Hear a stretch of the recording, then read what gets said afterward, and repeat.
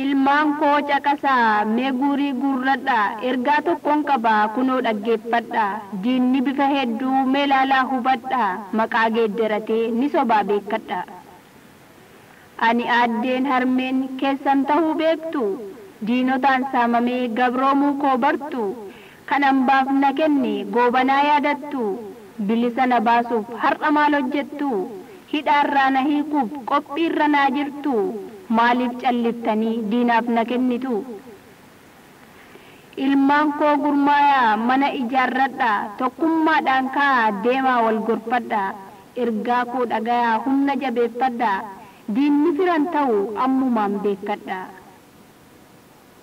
Ilmi kan koo kamii gantuu nan wallaale isa diinaaf hojjetee obboleewwan qalee kan gabrummaa didee bosonatti galee. Isa cuuccaa fidee narratti dabalee isa garaaf jedhee karaatti fashalee kan finfinnee diigee ijaaruu maqalee. Osoo ilmaan qabuu dhiiraaf dubartiilee diinni gabroonfataan jiraana awwaalee ergaan koo kana dhagayaa sagalee isin tokko tokko na gaddisiiftanii ana gabroomsuudhaan diinaaf na hirtanii biyya isaa duroomsuuf ana saamsiftanii. Onnee koo bobeessuun mana boochiftanii waraabessa quufee dulloome kaaftanii kan beela'ee yuusu natti bobbaaftanii kan nyaatee hin quufne huqqataa fiddanii kanaa bilisummaan maaliif na sobdanii gooftummaa alagaa bilisa seetanii gabrummaa haarayaa iddaan gad dhaabdanii diimokiraasii jechuun halkan abjoottanii diinaaf na arjoomuun maa goobanoomtanii.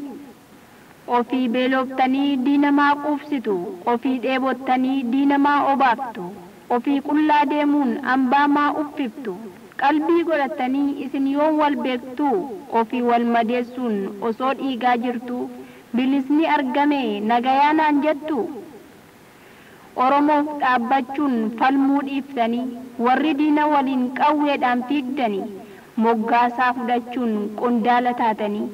Gabroomsa haarayaaf ergamtuu taatanii afaan koo dubbachuun saba koo sobdanii isin qabeenyaa koo diina saamsiftanii ani ergaan qabaa yoo na dhageessanii wal gorsaa deebi'aa borni gaabbitanii qabeenyaa koo guddaa ofiif oolfattanii hundeen oromummaa aaddeedhaa jettanii tokkummaan humna koo ta'uusii beektanii olola diinaatiin wal jibbuu dhiiftanii. Ilmaan oromootaa akka wal taatanii ergaan aaddee kana yoo na dhageessanii. Ilmaan koo dhagayaa isinin gorfadhaa diinni oromoo eenyuu jedhaa wal gaafadhaa kan darbe yaadadhaa mee seenaa baradhaa yoo sammuu qabaattan tokkummaa horadhaa. Obboleewwan lamaan wal ajjeesuu dhiisaa dogoggoraa gorsaa karaatti deebisaa maanguddoo maaraftuu hayyootaa araarsaa. Beektotaa dubbadhaa Oromoon barreessaa katabaa maxxansaa macaafota baasaa seenaaf seera gadaa himaa yaadachiisaa tokkummaan Oromoo humna ta'uu ibsaa dirqama Oromummaa hojiin agarsiisaa. Dhaga'i barsiisaa yaa burqaa beekumsaa yaadattaa dabtaraa cunqursaa kaleessaa rukuttaa hadhooftuu gubduu alangeensaa afaan kee awwaalee kansaa barsiisaa. Oromiffaa bal'aa kan seenaa dureessaa dubbattee barsiisuun laali mi'aa isaa Oromoon hundinuu kaa wal barsiisaa dirqama fudhachuun carraa kana keessa. Barataa guddataa amma of agarte afaan alagaatiin akka booji'amte aadaa abbaa keetii kan harmee tuffatte kan gabroomsaa bartee kan kee irraanfatte humna dardaraatiin ka'i marxifadhu. Oromummaa keetiin boonii of abdadhu seenaaf aadaa kan kee qoradhu baradhu afaan kee qajeelchi sirnaan barreeffadhu. Dargaggoo dammaqaa hirribni ni gayaa maal taatee naan jedhaa aaddee Oromiyaa ogeessa naa fidaa anin qabu fayyaa kottaa na wallaanaa maaloo ilmaan xiyyaa. Wallaalaa bitamaa diinaaf marxifattee jaamaa ijaan qabne naa fiddee harkiftee.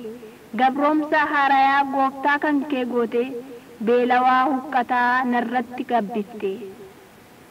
Addunyaan na beekaa diina kiyyaa malee hangafaa quxusuun eenyuun na wallaalee kan mirga koo dhiitee jiraana awwaale isa horii diinaatiin afaan of cuqqaale kan saba koo ganee alagaatti gale mukni guyyaa boodaan mukarraan biqilee kan maxxanee bulu gosa isaa malee maaliif na saamsiftuu jaldeessaaf qamalee. Yaa uummata Oromoo ni yaadattaa seenaa miidhaa jaarraa darbee tan akka baranaa gantuu saba kootii kan jara goobanaa yartuu tana malee bara Oromoon gamna. Nagayee gabrummaan diinatti neerumu jaarraa tokko boodaan ammas yemmuu gursummeetti ta'ee maqaan hin yaamamu osoon ilmaan qabuu diinaan hin dhaanamu osoon ilmaan qabuu diinaan hin dhaanamu. Diinni naaf hin laatin ani beelan qabu alagaan carraaqin ankaraarraan dabu gabroomsaan naaf yaadus galata haa dhabu caffee diinni dhaabeen maaliif na sossobu. Ergaan kan koo kana yoo na dhageessanii wal jibbuuf wal nyaatuu ofirraa dhiiftanii ani harmee teessan ta'uu koo beektanii dhiiraaf dubartiidhaan tokkummaan kaatanii ana aaddee Oromiyaa bilisan baaftanii ana aaddee Oromiyaa bilisan baaftanii.